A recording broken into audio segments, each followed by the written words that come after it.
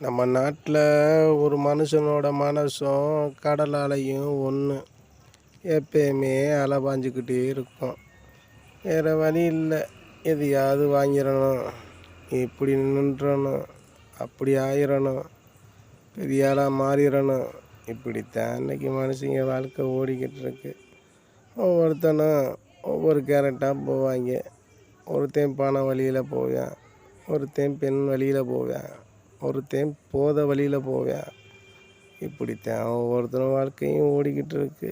ஆனால் கரையேற இடம் ஒன்றா தான் இருக்கும்.